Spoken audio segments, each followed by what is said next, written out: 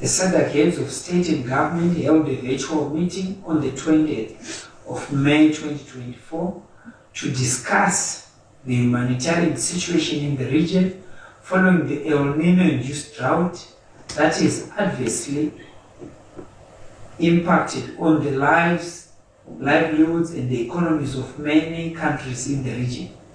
The extraordinary summit adopted 7 decisions, including the launch of the SADC Regional Humanitarian Appeal worth $5.5 billion.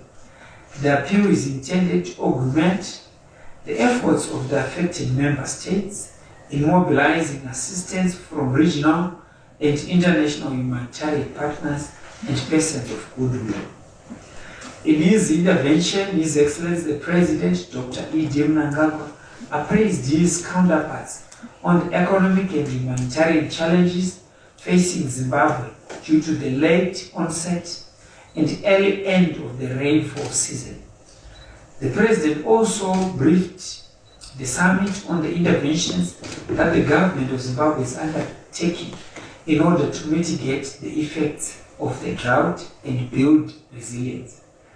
On the related matter of enhancing sufficient energy supply, the summit directed member states to prioritize regional priority power projects and to increase the uptake of renewable energy, as well as to develop and implement waste-to-energy projects. The summit condemned the attempted coup that occurred in the Democratic Congo on the 19th of May 2024 and reaffirmed its opposition to any unconstitutional changes of government in the region and beyond. Cabinet received a noted report on His Excellency the President's attendance at the Korea-Africa Summit as presented by the Minister of Foreign Affairs and International Trade, Honorable Dr. Frederick Chaba. His Excellency the President, Dr. Mnangagwa, attended the Korea-Africa Summit held in South Korea from the 4th to the 5th of June 2024. A total of 24 heads of state and government attended the summit, which was held under the theme, "The Future We Make Together, Shared Growth, Sustainability and Solidarity."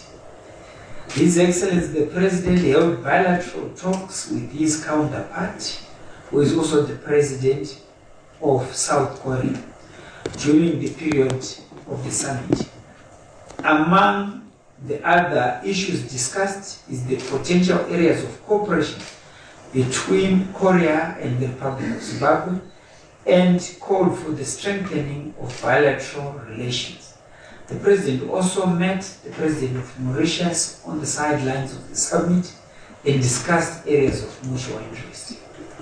The summit adopted a joint declaration that sets out the framework of cooperation between Korea and Africa in the following areas: infrastructure for education and research, high-quality programs in science and technology, cooperation for food security and sustainable agriculture, cooperation in the fields of defense, and the expansion of the Korea Official Development Assistance to Africa.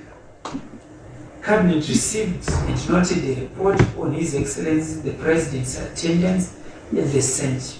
Petersburg International Economic Forum as presented by the Minister of Foreign Affairs and International Trade, Honorable Dr. Frederick Chaba.